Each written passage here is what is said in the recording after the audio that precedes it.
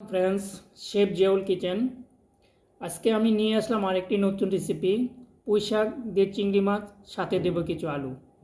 তো থাকুন আমাদের পুরাটা রেসিপি জুড়ে। আমি স্টেপ বাই স্টেপ কীভাবে প্রিপারেশন করব, আমার রেসিপিটা ফলো করুন, দেখুন, ভালো লাগবে।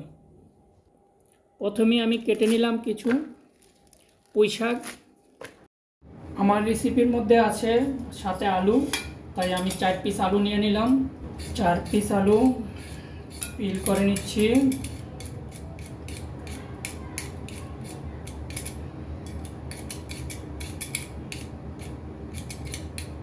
পিল হয়ে গেল পটেটো। এখন আমি এগুলো কিউব স্টাইল কাটবো।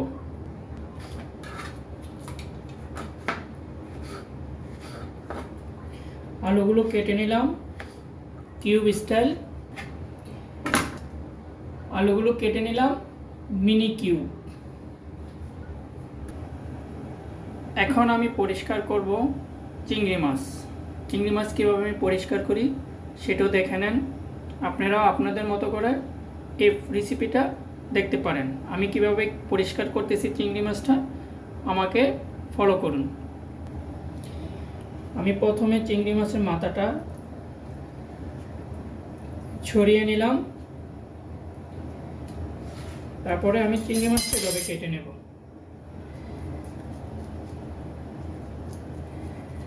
চিংড়ি মাছটা এভাবে কাটলে ভিতরে যে একটা কালো হাঁস আছে, কালো হাঁসটা আপনি অতি সহজে বের করে নিতে পারবেন। এটা ফেলে দিতে হয়, ভিতরে একটা কালো, এটা চিংড়ি মাছের যে খানা খায় সে খানার ময়লা। এটা চিংড়ি মাছের এর ভিতরে একটা কালো সুতার মতো আছে, এই সুতার এটা বের করে নিতে পারবেন অতি সহজে। যখন এটা বের করে নেবেন, চিংড়ি মাছটা পরিষ্কার হয়ে গেল। তারপর আপনার যে মশলা দিলেন, মশলা সুন্দর মতো এর মাঝে ঢুকে গেল।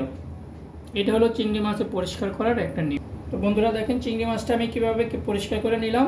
এভাবে চিংড়ি মাছটা যদি আপনি পরিষ্কার করে নেন, কেটে নেন, ভিতরে যে সুতাটা দেখালাম সুতাটা ফেলে দিলে আপনি চিংড়ি মাছটা পরিষ্কার হয়ে গেল। এখন যখন আপনি চিংড়ি মাছটার মধ্যে মশলা দিবেন, পাকালে মশলাটা সুন্দর করে চিংড়ি মাছের মধ্যে ঢুকে যাবে। যখন পাকাবেন দেখেন আলাদা একটা ডিজাইনের মতন সুন্দর লাগবে, দেখতে অনেক ভালো লাগবে। তো বন্ধুরা ফাইনালি আমি চিংড়ি মাছ পরিষ্কার করে নিলাম।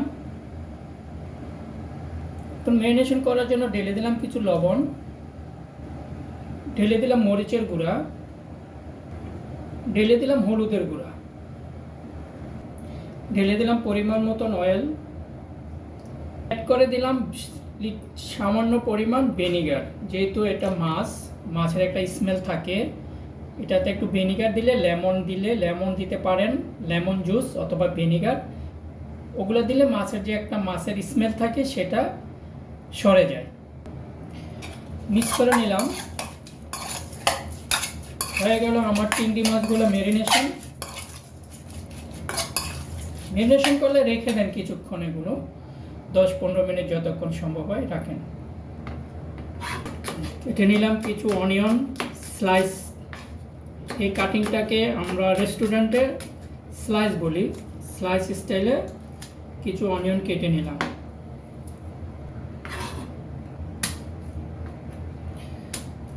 রসুন, গার্লিক কিছু রসুন ক্রাশ করে নিলাম।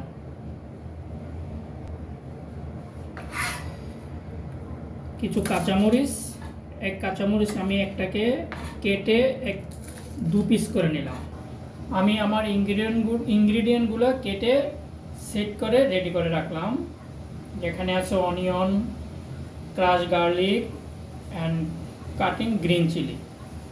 আপনারা যখন রান্না করতে যাবেন আপনাদের সব ইনগ্রিডিয়েন্টগুলো রেডি করে নেবেন, তাইলে রান্না করতে ইজি হবে। পুঁই শাকগুলো আমি ধুয়ে নিলাম।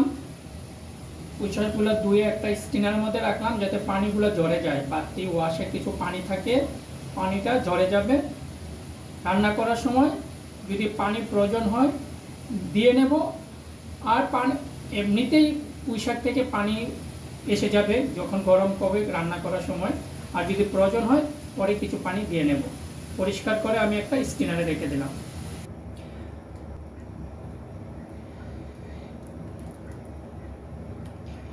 তেলটা গরম হচ্ছে,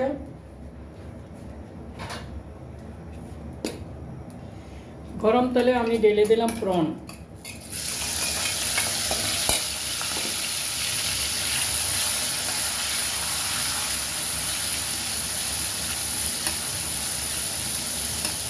প্রনগুলো আপনারা ক্রিস্পি ফ্রাই করার দরকার নেই, যখন হালকা ফ্রাই হবে, মিডিয়াম ফ্রাই হলে প্রনগুলা তেল থেকে সরিয়ে নেবেন। যদি আপনি প্রনগুলো কড়াভাজি করেন তাহলে প্রনগুলো শক্ত হয়ে যাবে।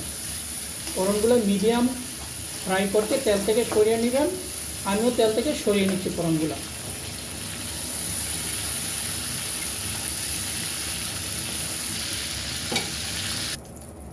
সেই গরম তেলে ঢেলে দিলাম আমি আমার অনিয়ন।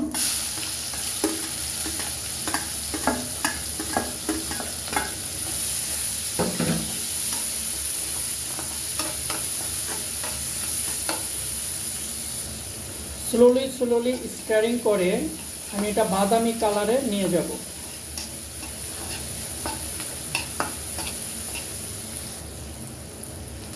আমি স্লো ফায়ারে রেখে, একটা মিডিয়াম ফায়ারে রেখে আমি অনিয়নগুলো স্লোলি নেড়ে বাদামি কালারের জন্য ফ্রাই করব। অনিয়ন ধীরে ধীরে ব্রাউন কালার হতে যাচ্ছে, যেটাকে বাদামি কালার বলবো। বাদামি কালার, ব্রাউন কালার যেটাই বলেন, দোনোটা একইভাবে তৈরি হচ্ছে। কালারটা ব্রাউন কালার হয়ে গেল। বাদামি কালার যেটাকে বলবেন, আমি ব্রাউন কালার বলি, আপনারাও ব্রাউন কালার বলবেন। আপনি বাদামি বলবেন, আমিও বাদামি কালার বলবো। যেটাই বলেন না কেন, কোনোটা বাংলা ওয়ার্ড, কোনোটা ইংলিশ ওয়ার্ড। যেহেতু আমি রেস্টুরেন্টে জব করি, আমাকে ওইভাবে একটু ল্যাঙ্গুয়েজটা নিতে হচ্ছে। ঢেলে দিলাম 1 স্পুন জিঞ্জার পেস্ট, ঢেলে দিলাম 1 স্পুন গার্লিক পেস্ট,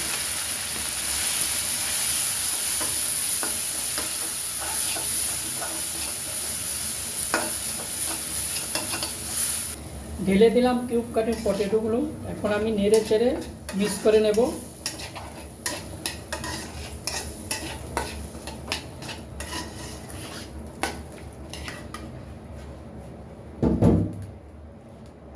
আমি অ্যাড করে দিলাম সল্ট, পরিমাণ মতন সল্ট অ্যাড করে দিলাম, পরিমাণ মতন হলুদের গুঁড়া, পরিমাণ মতো মরিচের গুঁড়া। স্লোলি নেড়ে মিক্স করে নিচ্ছি। কালারটা দেখতে ওয়াসাম লাগতেছে, ফ্লেভারটাও অথেন্টিক একটা ফ্লেভার আসতেছে, আমেজিং ফ্লেভারটা, কালারটা আমেজিং। ফলো করেন আমার রেসিপিটা, ট্রাই করুন। কিছু সময়ের জন্য আলুটা তাড়াতাড়ি সিদ্ধ হয়ে যাবে, তাই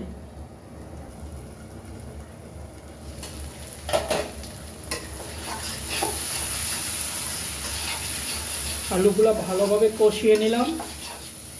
কালারটাও একটা অ্যারোমা কালার চলে আসছে। যতটা ইনগ্রিডিয়েন্ট আমি দিয়েছি আলুর মধ্যে, সবগুলো ইনগ্রিডিয়েন্ট ভালোভাবে মিক্স হয়ে গেল। আলুর কালারটাও দেখতে অনেক গর্জিয়াস কালার লাগতেছে।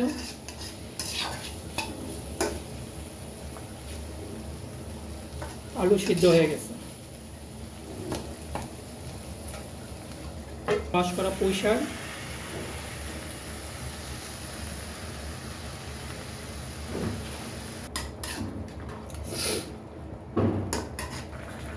আমার গ্রেভিটাও ঠিক হয়ে গেল, দেখার মতো মনে হচ্ছে। এখন আমি ঢেলে দেব প্রনগুলো।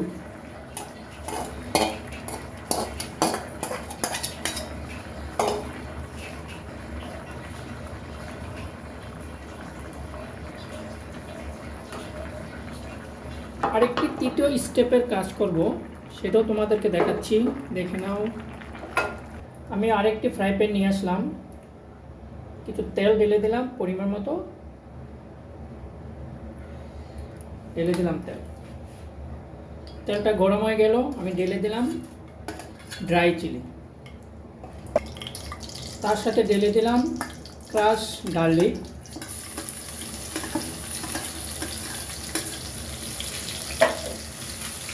অ্যাড করে দিলাম পাঁচফোড়ন। আমাদের ড্রাই চিলিটা ফ্রাই হয়ে ব্রাউন কালার দিকে যাচ্ছে, গার্লিকটা ব্রাউন কালার হয়ে যাচ্ছে, বাদামি কালার হচ্ছে, পাঁচফোড়নগুলো ফ্রাই হচ্ছে, একটা নাইস কালার হচ্ছে, নাইস কালার হয়ে গেল। দেবো আমাদের শাকের উপর ফোড়ন, হয়ে গেল ফোড়নটা।